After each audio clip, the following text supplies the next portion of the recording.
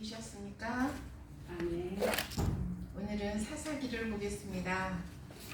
사사기 서론. 역사적 배경을 보면요, 본서는 여호수아가 죽은 이후부터 왕정 수립 이전까지의 기록이다. 이 기간은 자기 소견에 옳은 대로 행하던 극도로 신앙적 혼란의 시기였다. 그러니까 여러분들 기억하실 때 사사기 그러면 자기 소견에 옳은 대로 그들에게 하나님이 없었으므로 자기 소견에 옳은 대로 그거를 기억하시면 될 것 같아요. 그래서 신앙적으로 혼란의 시기였죠. 그러니까 하나님께서 모세와 또 여호수아와 이렇게 하나님께서 직접적으로 관여하시면서 이렇게 해오시던 그 시대가 가고 하나님이 약속하셨던 가나안에 들어갔어요. 입성까지 했어요. 그리고 이제 여호수아가 죽고 나서는 사사 시대가 열리는 거예요. 그러니까 하나님께서는 이 백성들이 어떻게 내 말을 잘 듣고 잘 사는가 이렇게 늘 보셔요. 보시는데 하나님 마음에 흡족하게 하지 못하고 이 사람들이 늘 자기 소견에 옳은 대로 자꾸 살아가니까 하나님을 자꾸 등지려고 그래요. 그러니까는 하나님께서 마음이 비통하셔가지고 이렇게 사람들한테 말씀하시고 그 말씀을 지키게 하시고 함께 하시기를 기뻐하시며 하는 그 시절이 아닌 거예요.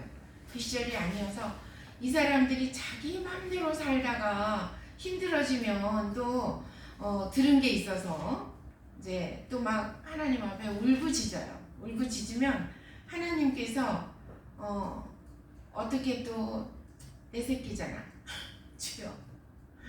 하나님의 자녀들이잖아요. 그러니까는 미운 거 생각하면은 그냥 정말 외면하고 싶으시겠지만 그러지 못하고 또 이제 하나님의 사람을 하나 세워서 그게 사사예요.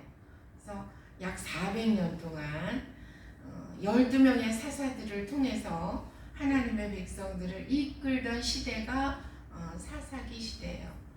그때에는 늘 반복이에요. 좀 살만해지면 자기 마음대로 자기 생각대로 막 갔다가 하나님하고 멀어져가지고 그냥 이렇게 좀 인간적으로 볼 때 저러면 안 되는데 싶은 그런 일들을 막 저지르죠. 하나님께서 비통하셔서 또 이제 그들을 대적의 손에 붙이셔요. 그러면 이제 이들이 막 그냥 힘들어지는 거죠. 막 힘들어지면 다시 또 회개를 하고 하나님하고 부르면 회개하는 그 심정을 외면치 못하셔서 하나님은 또 다시 그들을 받아주시고 그들을 축복하셨는데 사사를 세워서 또 잘 이끌으시는데 이 사람들이 또 자기 마음대로 가. 그러면 또 하나님이 또 진노하시고 또 전쟁에 내몰리고 또 회개하고 이게 막 계속 반복. 오늘 제가 이제 강의를 하기 위해서 본문을 좀 읽어봐야 되겠다. 그리고 이제 1장부터 21장까지 한번 쭉 읽었어요. 쭉 읽으면서 드는 생각이 어찌 400년 동안만 있었던 일일까? 이 반복되는 힘들면 하나님을 불렀다가 하나님은 자기 사랑을 똑지하지 못해가지고 그 회개하고 돌아오는 심령을 받아줬다가 하나님의 좀 뜻대로 살을래나 기대를 하시겠죠? 그 기대에 부응하지 못하고 또 자기 마음대로 가고 또 전쟁에 내몰리고 힘든 일을 겪게 되고 아프다고 또 소리를 지르면서 잘못했다고 그러고 그러면 또 하나님이 또 보시고 이게 400년 동안만 있었던 일은 아니고 지금 오늘날까지 계속되고 있습니다. 이게 인간이고 하나님은 그 인간을 너무 사랑하셔서 어쩌지 못하시고 그럼에도 불구하고 또 돌아오라 또 부르시죠. 그리고 함께하는 그 사람들을 통해서 하나님은 또 뜻을 이루시고 그러는 것 같아요. 그래서 오늘 이제 그런 생각을 해본 거예요. 반복되는 역사 속에서 과연 인간에게 기대할 만한 그 씨앗은 있는 것인가? 감사하게도 예수 그리스도가 우리 안에 내주하시기 때문에 우리는 그래도 희망이 있는 사람들이고, 우리가 비록 세상 가운데서 내몰려가지고 때때로 흔들리기도 하지만, 어떤 시인이 그랬어요. 바람에 흔들리지 않고 피는 꽃이 없대. 근데 정말 우리가 때때로 많이 흔들려서 하나님의 마음을 아프게도 하지만, 그러나 예수 그리스도의 씨앗이 우리 마음 가운데 내주하셔서 다시 또 반복해서 회개하고 돌아오고, 하나님을 기쁘시게 하기 위해서 애쓰고, 하나님을 좀 더 많이 알아서 더 많은 하나님을 전하고 싶어서 오늘도 공부하고 있는 줄 믿습니다. 그래서 제목은 이스라엘을 지도했던 사사들의 활약에 대한 기록이다 그랬죠. 근데 역사적 배경에서 신앙적 혼란의 시기인 것뿐만 아니라 이스라엘 백성들은 하나님을 떠나면 압제를 당했고 부르짖으면 사사들을 세워서 구원하셨다. 이러한 반복적인 역사가 본서의 배경을 이루고 있다 그랬어요. 사사들의 활약에 대한 기록이다. 저자는 사무엘 또는 선지생도로 추정되나 확실하지는 않다 그랬어요. 그러나 내적 통일성으로 보아 한 사람의 저작인 것은 분명하다. 사무엘이면 좋겠어요, 그죠? 마지막 사사. 예, 마지막 사사가 좀 더 확실하게 이 사사기를 적어준 것이 아닐까, 그런 생각이 듭니다. 기록 연대 다윗이 예루살렘에서 여부스 족속을 축출하기 이전, 곧 사울 또는 다윗이 다스리던 초기 왕정 시대인 BC 1050년에서 1000년 사이로 본다. 자, 기록 목적, 죄와 불의를 미워하시는 하나님의 공의로우심과 이스라엘 백성들을 회개로 유도하기 위하여 징벌하시는 하나님의 사랑을 드러내기 위해서다. 특징, 여호수아서의 분위기는 기쁨과 믿음과 전쟁에서 승리와 정복이다. 사사기서는 대조적으로 슬픔과 원주민들과의 동거와 실패와 불신과 예속과 패배와 타락이었다. 여호수아는 정복시대, 그죠? 정복시대니까 막 전쟁에 나가서 힘들기도 했지만 하나님의 전쟁, 하나님께서 함께 하시는 전쟁을 치르면서 하나님의 뜻대로 정복해 나가잖아요, 그죠? 그래서 아직 이루어지지 않은 상태에서 제비 뽑아서 땅을 분배하고 그리고 하나씩 점령에 들어갔잖아요. 그럴 때마다 살아계신 하나님을 느끼면서 하나님께서 어떻게 역사하시는가 그것을 묵도하면서 하나님 앞에 찬양과 영광을 올려드리는 그런 기쁘고 신난 그런 여호수아서였어요.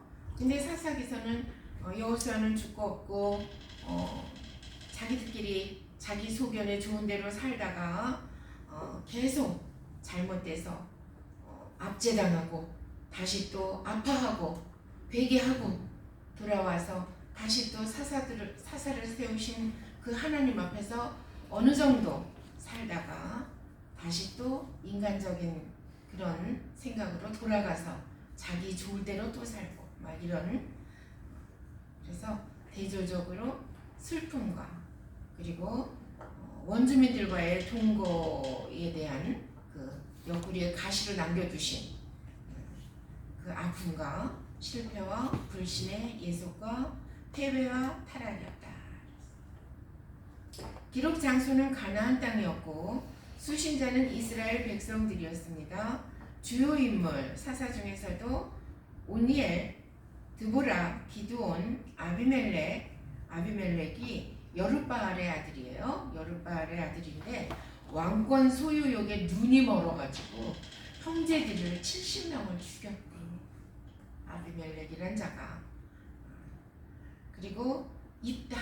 여러분들 입다 잘 알죠? 서원을 잘못해가지고 사랑하는 딸을 바쳐야 하는. 누가 하나님이 달라 그랬어? 어찌 그런 일이?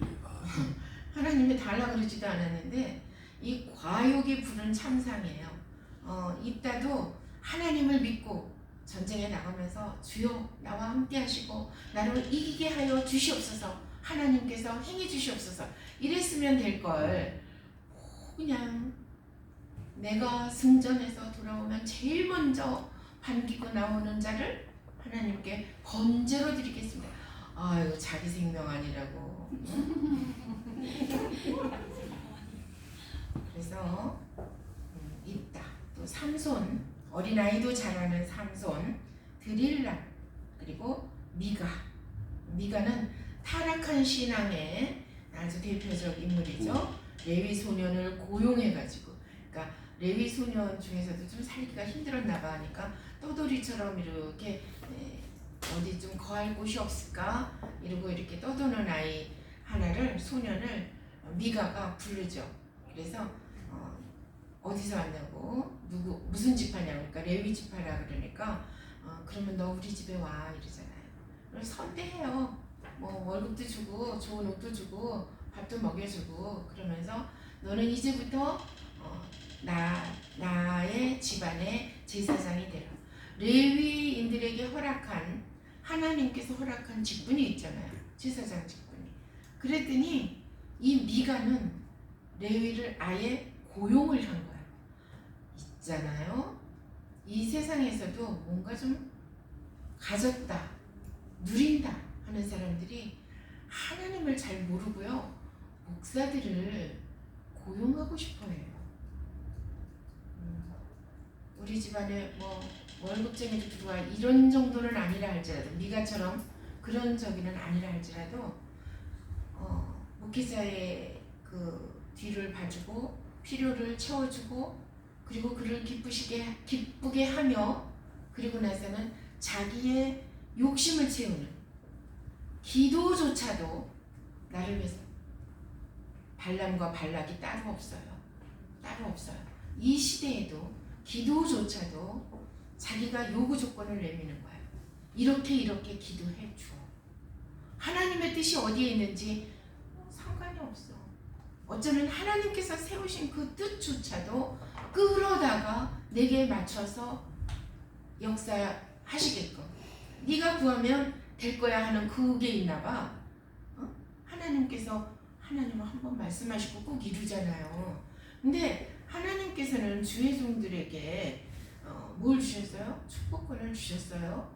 주의 종이 그들을 위해서 축복하면 하나님께서 들으시고 그 기도대로 응답하시겠다고 그런 축복권을 주셨어요. 그러니까 이 사람이 이런 그런 욕심 많은 사람들이 주의 종들까지도 자기 생각대로 하고 싶어요.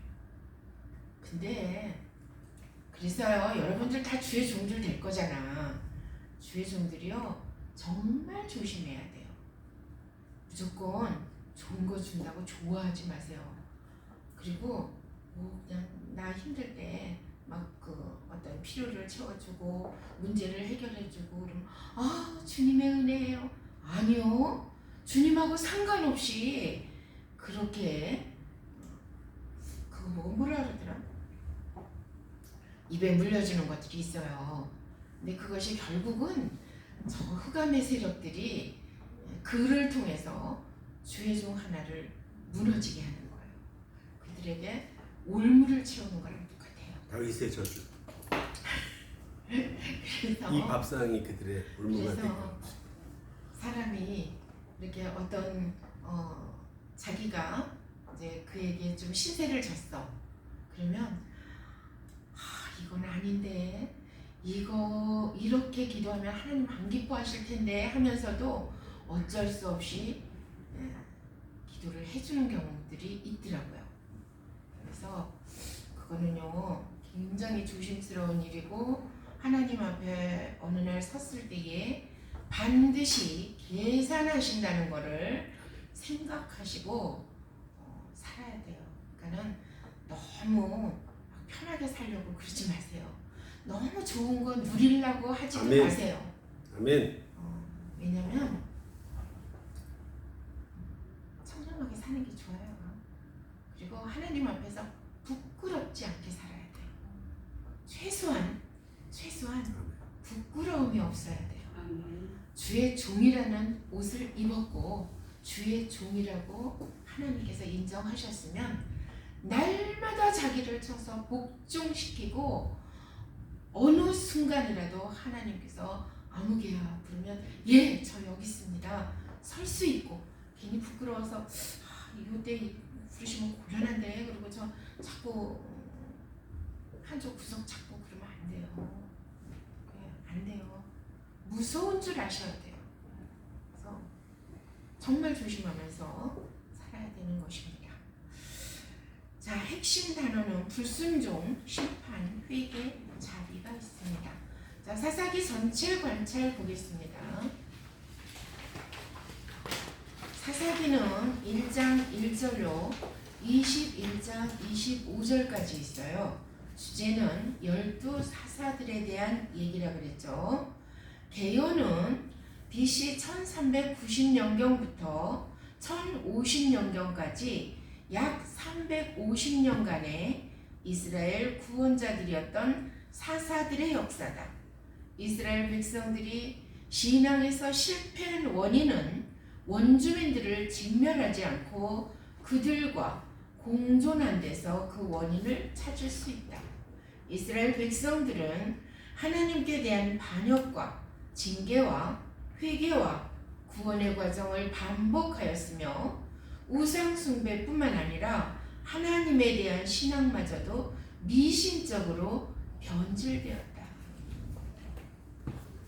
미신적으로 변질돼 놓으니까 단지파가 하나님 앞에서 제비 뽑아서 하나님의 허락하신 그 지역에 만족치 못하고 단지파가요 자꾸 북쪽으로 올라가는 거야. 더 좋은 데가 없을까 막 이러면서 그러다가 이 아까 미가 얘기했죠. 미가 집안의 신상과 그리고 그 레위 소년 제사장을 자기가 데리고 가잖아. 왜냐하면 그들을 자기네가 소유하면 이 단지파 사람들이 소유하면 그냥 복이 굴러오는 줄 알고 이 사람들이 하나님을 향한 그 마음이 진정으로 그 믿음이 있었다면 그러지 않죠. 그 정말 그 하나님, 그 좋으신 하나님을 믿고 하나님께서 원하시는 대로 제비는 사람이 뽑지만 그 걸음을 인도하시는 이는 하나님이시다. 그랬잖아. 그러니까 그걸 믿고 자기에게 주어진 곳에서 잘 정착하고 신앙의 마음으로 그렇게 살면 그냥 힘들게 살더라도 복이고 잘 살아도 복이고 그렇습니다. 그런데 그러지 못하고 좀 눈에 보이는 거 좋은 거 찾아 막 다니다가 결국은 하나님에게서 마음은 떠나가고 눈에 보이는 미신적인 주술적인 그런 것들에 현혹되어서 그렇게 변질됐었죠. 그러니까 우상 숭배도 기가 막힌데 하나님에 대한 신앙마저도 미신적으로 변질되었다. 자, 대단원 열어봅니다. 원주민과의 공존 사사기 1장 1절로 3장 6절까지인데요. 정복에 실패했다. 이게 1장 36절까지예요. 신앙 변질 원인 냅두세요. 아까 꾸고 왔어야 되는 건데, 그죠?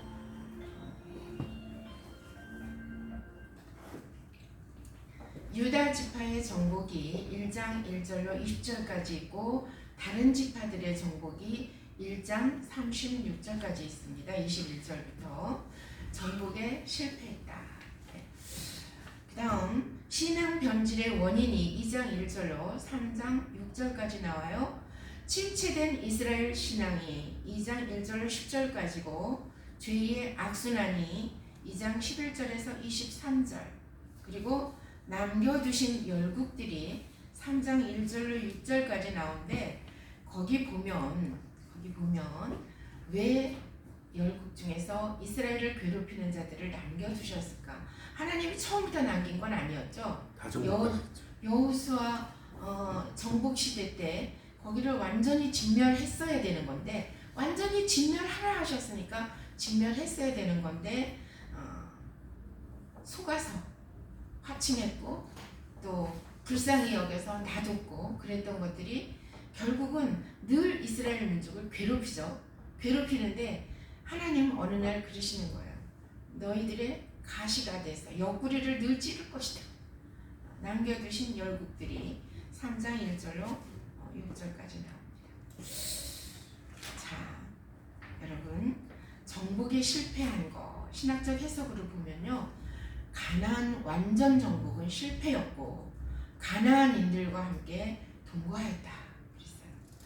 역사적으로 사사기는 전 민족의 공동 출전에 의한 가나안 주요 거점 정복, 그 후 12지파 사이의 영토 분할, 마지막으로 각 지파별 자기 영토 정복으로 전개된 3단계의 계시장면으로 그 막을 연다. 그러나 전 지파가 공히 과거 그토록 강성했던 가나안 족속들을 하나님에 대한 절대 신앙과 순종으로 정복한 선조들의 신앙을 이어받지 못하여 정복되다 남은 잔존 세력조차 정복하는 데 실패하게 된다. 그래서 신앙 변질의 원인이 되는 거예요. 이스라엘은 그래서 하나님 앞에서 늘 악행하다가 징계를 받고 간구하고 구원을 받고 그리고 다시 또 나태해지고 그것을 반복하는 거죠. 가나안에 정착한 이스라엘이 끊임없이 하나님을 거역하고 하나님은 그런 이스라엘을 구원하는 역사가 반복되어진다. 실상 이것은 사사기 전체의 주제로 사사의 이름과 시대만 다를 뿐 이런 구조의 사건이 계속해서 되풀이되는 것이 사사기의 내용이다. 따라서 사사기 전체의 기록 목적은 구속사 속에서 자기 백성에게 베푸시는 하나님의 끝없는 은혜를 나타내는 데 있다.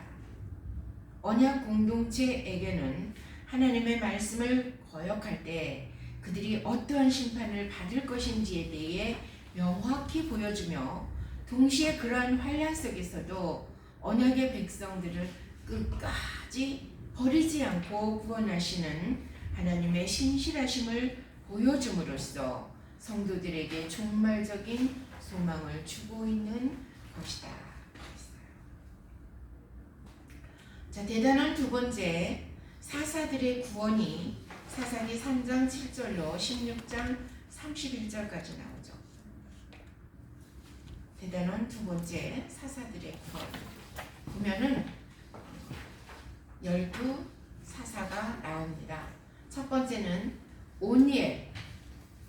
오니엘은요 갈렙의 아우 그나스의 아들이에요. 이 산지를 읽어주소서 했던 그 갈렙의 동생 그나스가 있는데 그나스가 낳은 아들이에요. 오니엘이. 근데 이 오니엘이 이스라엘 사사 중에 제일 첫 번째 사사래요. 제일 첫 번째 사사. 그러니까 이 갈렙에게는 딸이 하나 있었어요. 악사라는 딸이 있었는데 갈렙이 그러는 거죠. 전쟁에서 승리하면 내 딸을 줄 거야. 무슨 아버지가 이상해, 그치? 지금 같으면 어디 가서 뭐 누구 너 마음에 들면 내가 내 딸 줄 거야 그랬다가는 딸한테 고소당해요. 근데 이 갈렙이 그랬어요. 내 딸 악사를 주겠다. 그랬더니 자기 동생 그나스의 아들이 오니엘이가 가서 승리를 해고 온 거예요.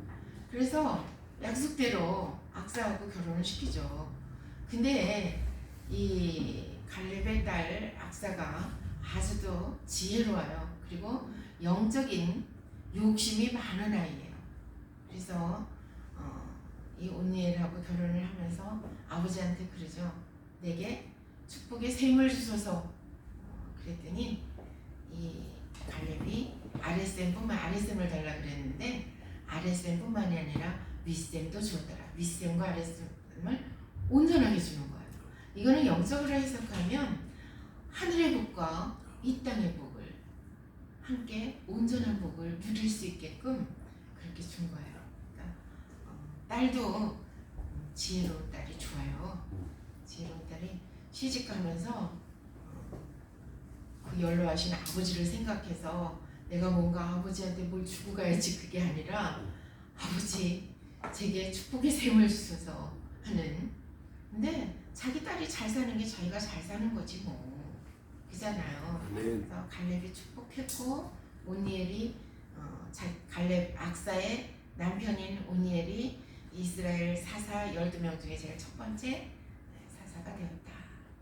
다음 에훗 사사가 있죠. 에훗은 뭐예요? 왼손잡이였다. 에훗이 되기 전에 오니엘은 어떤 활약을 했냐면 메소포타미아와의 전쟁에서 승리를 했어요. 그래가지고 40년 동안 이 오니엘이 사사로 있는 그 기간이 평안했대요. 40년 동안. 그리고 나서 오니엘이 죽고 나서 왼손잡이 에훗이 사사가 되었고 그 다음에는 삼갈은 아나스의 아들인데 소 모는 그러니까 목동이었던가 봐. 소 모는 그 막대기로 블레셋 사람 600명을 아주 그냥 진멸했대요. 그래서 세 번째 사사가 됐어요. 그 다음 드보라와 바락이 나오죠. 중단원 네 번째 보니까 드보라와 바락이 나와요. 4장 1절로 5장 31절까지. 여선지자의 대표죠. 드보라. 근데 드보라가 굉장히 대범한 여인이었던 것 같아요. 그래서 늘 상수리나무 아래서 이렇게 재판을 하고 그러는 선지자였는데 장군이 있었죠. 네, 바락이 있었는데 하나님께서 저 대적들을 물리칠 수 있는 그 힘을 우리에게 주셨다 하니까 넌 가서 싸워라. 그랬더니 이 바락이 A형이었나 봐. 같이 가자. 죄송합니다. 병장 A형. 굉장히 소심한 남자였나 봐. 장군이었음에도 불구하고 드보라한테 그러는 거예요. 나랑 함께 가지 않으면 날 안 갈 거야. 그러는 거예요. 그러니까 드보라가 그래서 그래 내가 함께 갈게. 함께 가는데 저라도 그랬을 것 같아. 마지막 영광은 네가 차지하지 못할 것 같아. 그런 거예요. 그래서 같이 나가서 싸웠어요. 가나안 족속을 섬멸했죠. 가나안 왕 야빈을 그 야빈의 대장 시스라를 섬멸했어요. 그리고 나서 어떻게 했어요? 드보라와 바락의 노래가 5장 1절로 31절까지 나옵니다. 사사기 4장 1절로 5장 31절까지 보면 드보라와 바락이 가나안 군대를 격파하고 구원의 하나님을 찬양하였다. 그런데 드보라와 바락이 이스라엘 가나안 왕 야빈의 손에서 구원하는 내용이다. 즉 드보라는 이스라엘 역사상 유일한 여자 사사로서 바락 장군을 도와 야빈의 군대 장관 시스라가 이끄는 가나안 군대를 전멸시켰다. 도망치던 가나안의 패장 시스라는 헤벨의 아내 야엘의 손에 죽임을 당하였으며 드보라와 바락은 하나님께 찬양을 드린다. 그러니까 승리는 주셨는데 아주 그냥 드라마틱한 승리는 헤벨의 아내 야엘이 있다. 시스라가 숨어 있을 때에. 그래서요 이 드보라와 바락의 노래가 나오죠. 5장 1절로 31절까지 보면 오랜 전쟁 동안 하나님이 함께 하시며 결국은 우리를 이기게 하셨다 하는 것을 노래합니다. 자, 다섯 번째는 기드온이 나와요. 6장 1절로 8장 35절 보면 여러분 잘 아는 기드온, 미디안이라는 그 사람들이 늘 약탈을 해갔어요. 그래서 이 기드온도 소심한 사람이라 아주 숨어서 곡식을 털고 있었죠. 근데 하나님의 천사가 나타나서 뭐라 그래요? 큰 용사요 그래요. 누굴 부르나 뒤돌아봤을 것 같아. 기드온이 자기 부른지 모르고 뒤돌아봤을 것 같아. 자기를 부른 아무도 없고 자기만 있는 거야. 큰 용사요. 아니 나같이 작은 자를 어떻게 큰 용사를 하십니까? 그러잖아요. 여러분 별거 없어요. 그 크신 하나님이 함께 하시면 큰 용사예요. 아멘. 우리도 큰 자라고요. 왜?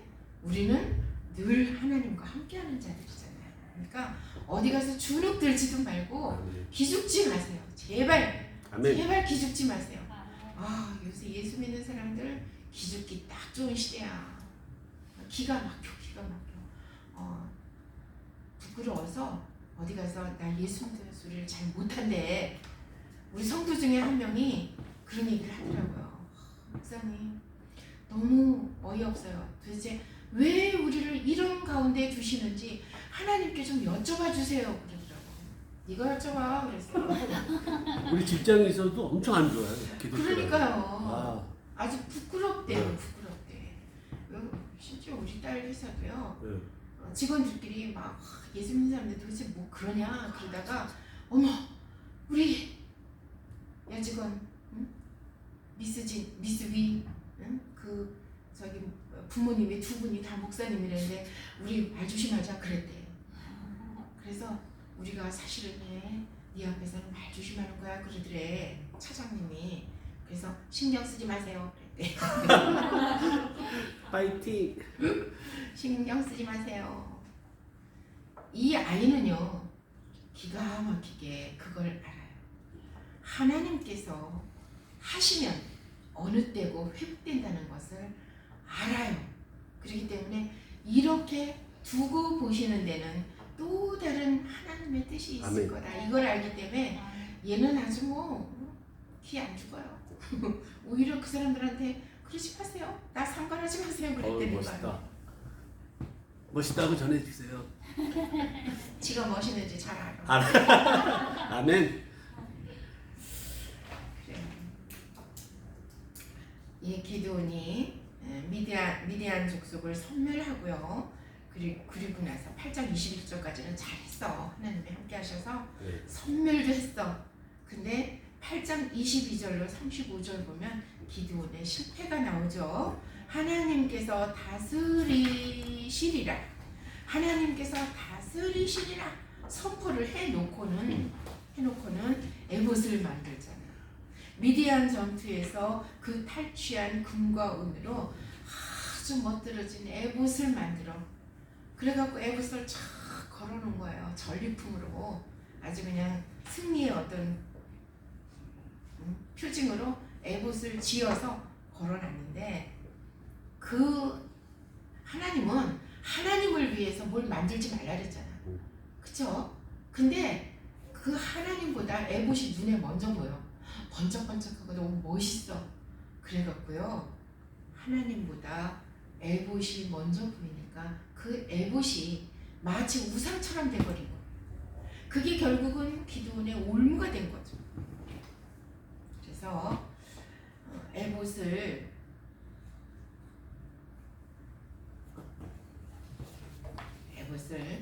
성막에서 하나님 앞에 드리는 제사보다도 미신적으로 아주 섬겼대.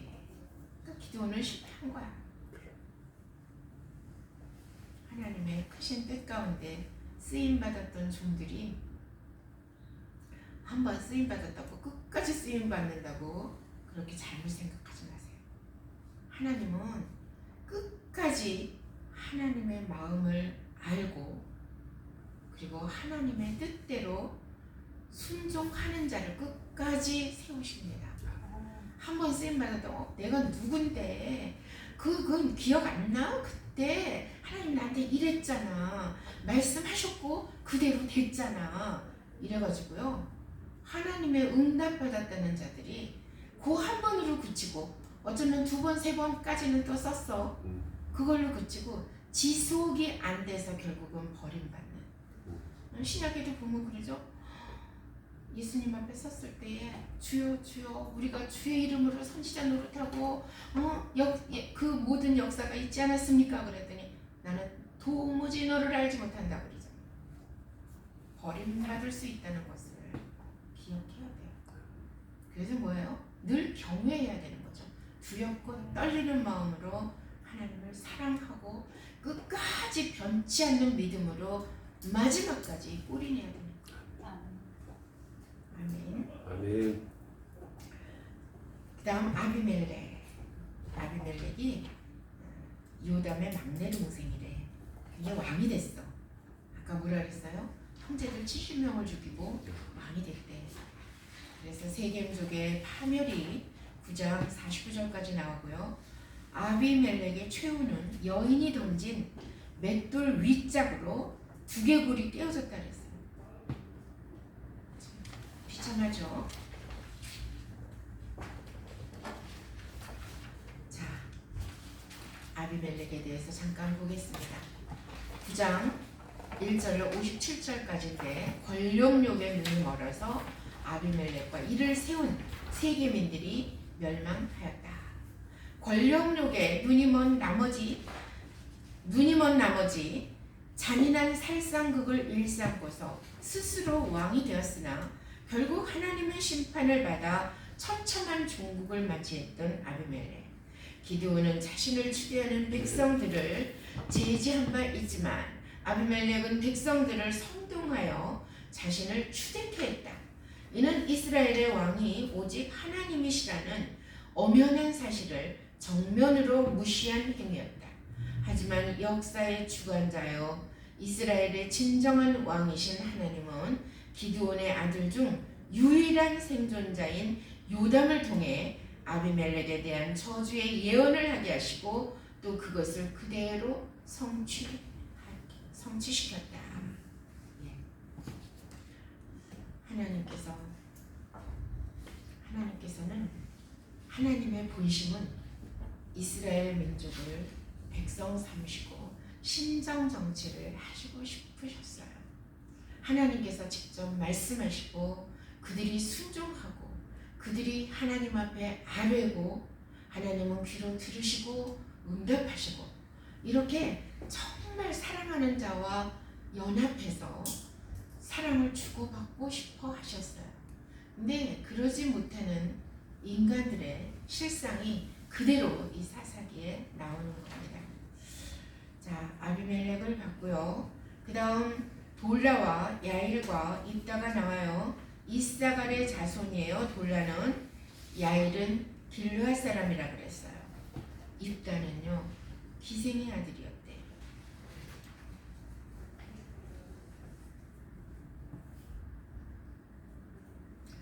돌라와 야일이 10장 1절로 5절까지 나오고요. 이스라엘의 악행과 회개에 대해서는 18절까지 나오는데 여호와의 목전에 악을 행함으로 결국은 하나님께서 그들을 징계하시고 그들은 다시 회개하고 목전에서 악을 행했으면 죄송스럽고 미안해서라도 그렇게 못할 것 같아, 인간적으로.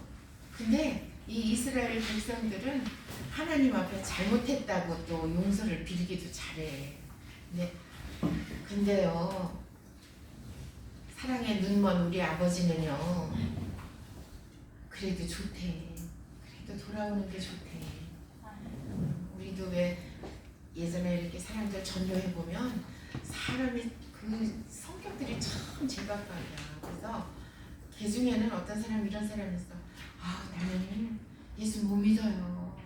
나 교회 못 가요. 왜요? 내가요 지은 죄가 많거든요. 지은 죄가 많아서 못 가요. 사업이 망했어. 내가 얼마나 신나는 생활을 했는데요. 그때 하나님 안 찾아놓고 이렇게 사업이 망해서 죽게 생겨가지고 어떻게 찾아요? 양심이 있지. 나 그래서 못 가요. 그런 사람들 있어요. 나중에 내가 다시 잘 살게 되면 그때 갈게요. 또 그러는 사람도 있어. 오 마이 갓. 그러면 우리들은 뭐라 그랬어요? 그런 사람한테? 우리 모두는 다 죄인이랍니다. 죄가 많고 적음의 차이겠지만 모두가 다 죄인이었답니다. 근데 죄를 조금이라도 덜 지었을 때 얼른 예수의 보혈로 깨끗이 씻고 주 안에서 사는 게 깨끗한 거지.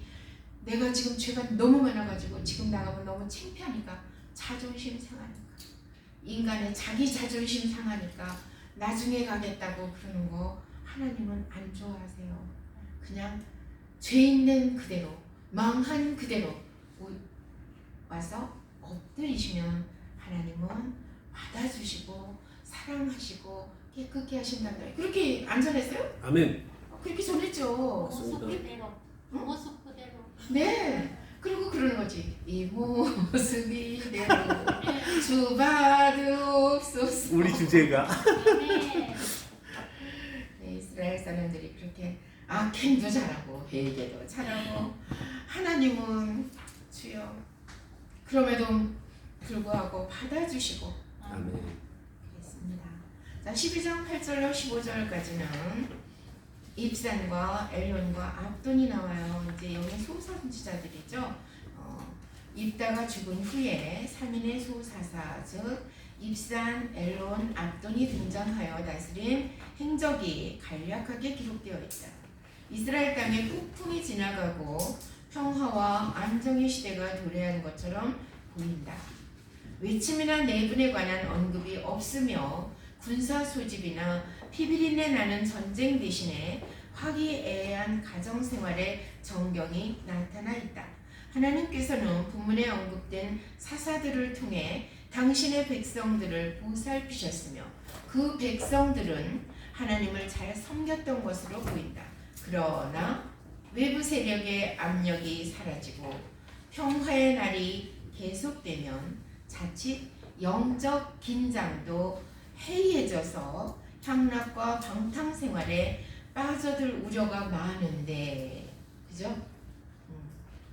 우리도 살기 편해지면 어디 뭐 좀 재밌는 거 없나 그런데 그래가지고 어디 좀 이렇게 즐길 데 없나 이래도 뭐 배부르고 등 따시면 죄 지을 생각만 한대잖아요.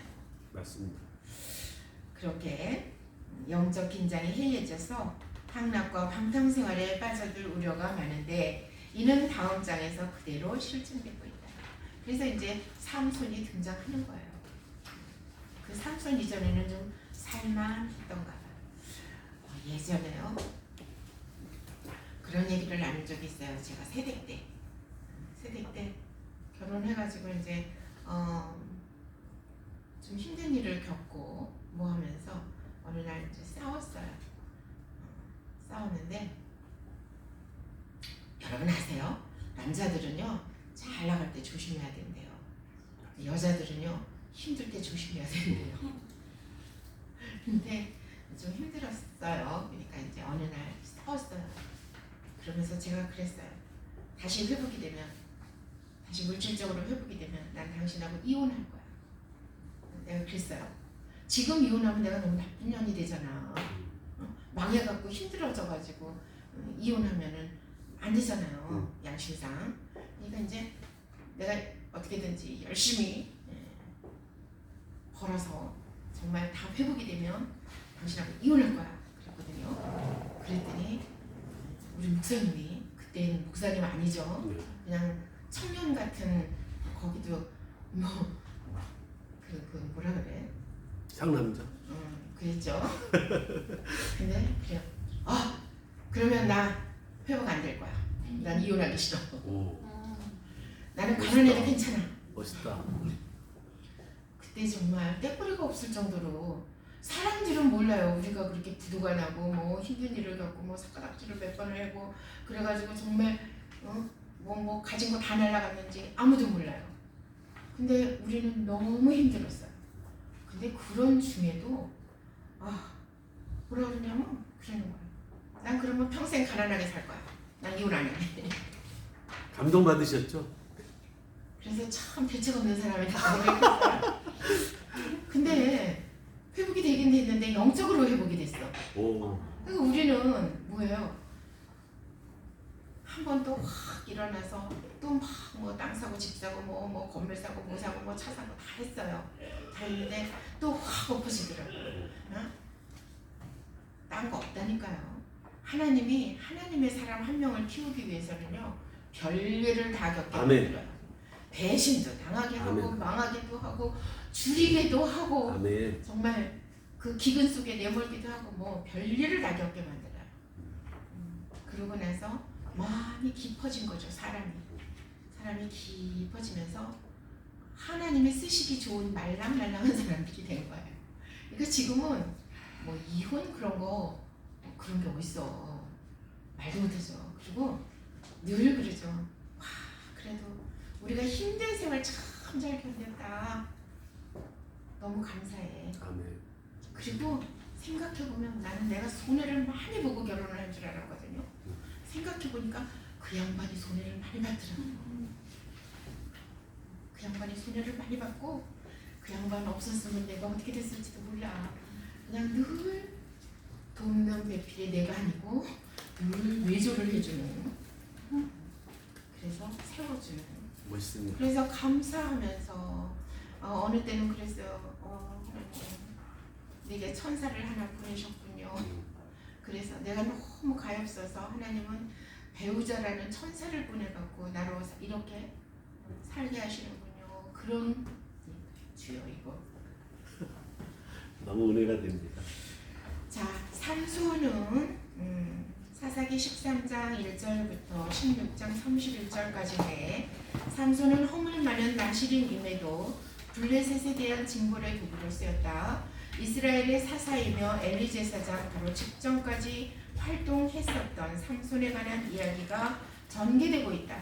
블레셋의 침입으로 말미암아 공경에 처해 있던 이스라엘의 상황 서술에 이어 곧이어 삼손의 출생과 한 여자의 유혹에 빠져 허물어졌을 때까지의 내용이 자세히 서술된다.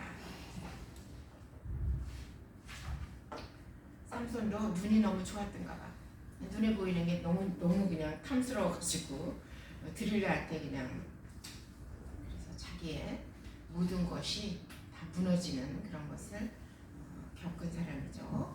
자, 대단원 세 번째 사사시대의 신앙이 17장 1절로 21장 22절까지 나옵니다. 미가의 미신적 신앙이 18장 31절까지고요. 미가의 우상 숭배, 그러니까 미가가 그 우상을 하나 만들었죠. 그게 뭐냐면 소신상이래.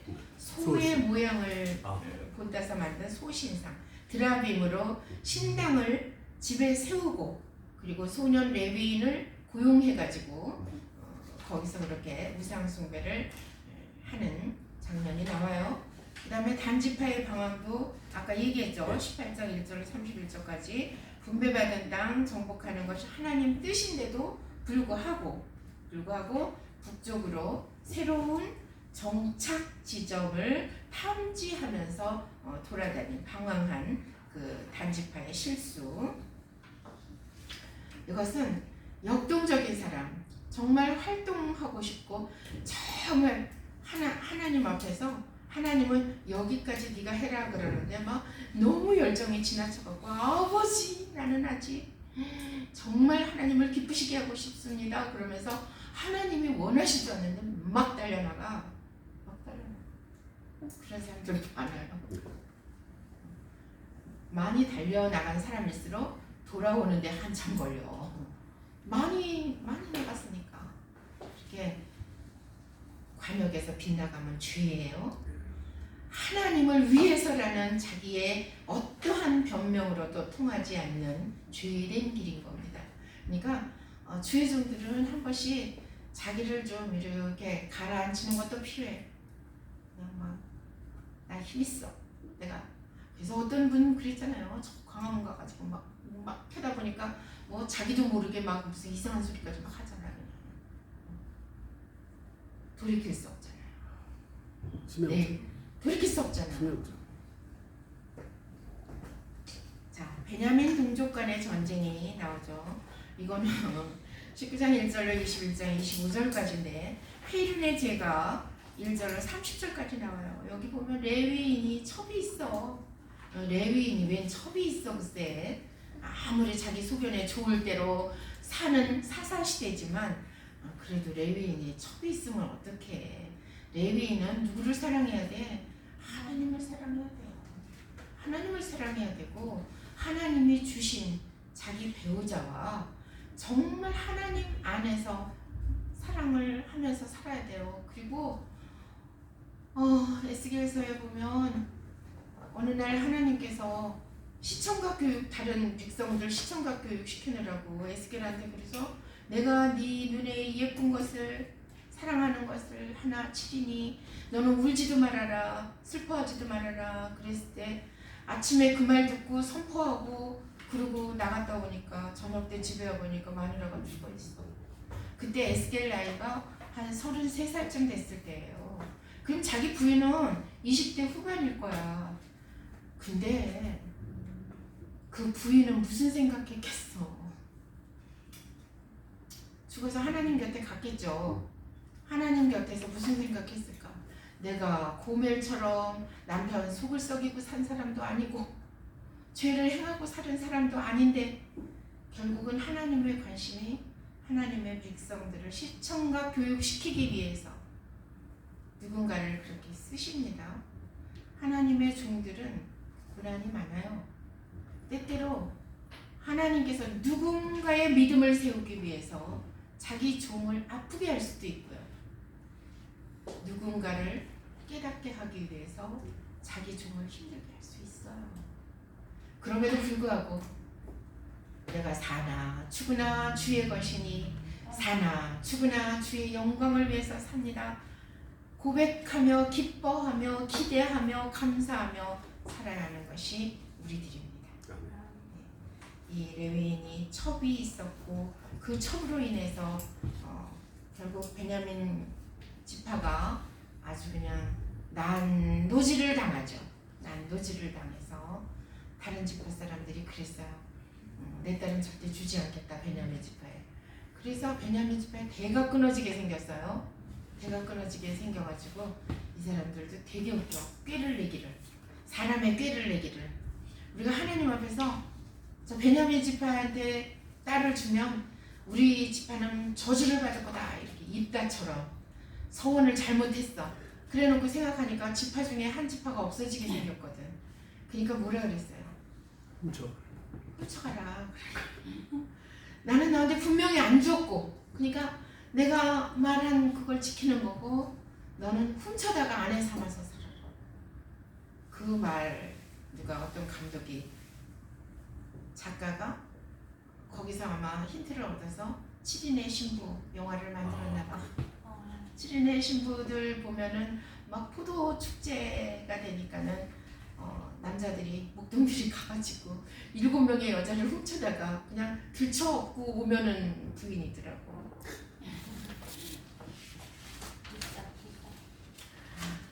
그래요. 그래서 미가의 미신적 신앙도 문제고, 그리고 베냐민 동족 간의 전쟁, 기브와 마린에 따른 동족 상잔의 전쟁과 베냐민 재건을 위한 후속 조치. 그러니까 나는 이거 보면서 이 레위인이 제일 죄가 많다. 웬 첩은 얻어가지고 거기다가 첩이 또 친정에 가서 좀 오래 있으니까 거기 쫓아가가지고 그 장인이 그냥 자꾸 가. 자주 아침 돼서 가려니까 저녁에 가. 저녁 되니까 내일 아침에 가 이래가지고 맨날 며칠 거기서 그러고 있다가 나중에는 밤길에 그냥 안 되겠다고 가야 되겠다고 가다가 이 난리가 난 거 아니에요. 죄는 모양이라도 버리라. 베냐민과의 처절한 동족 상잔을 야기한 사건이다. 첩을 데려오다가 봉변을 당하고 격분한 레위인은 12지파에게 그들의 처벌을 호소한다. 여기서 레위인에게 첩이 있다는 사실이나 성적 타락으로 이스라엘의 도덕적, 영적 부패 상황을 예측할 수 있다. 또한 이스라엘과 베냐민의 전쟁은 결국 베냐민 지파의 처절한 사륙당함으로 막을 내렸다. 그러나 한 지파의 멸절 위기에서 이스라엘은 그들의 여자를 구하기 위해 납치극을 벌이는데 이것은 당시 이스라엘의 전반적인 영적, 도덕적 실태를 보여준다. 사사기 전체 우리가 한번 봤습니다. 기가 막힌 일들이죠. 그래요. 수고하셨습니다. 감사합니다. 너무 재밌었습니다. 감사합니다. 네.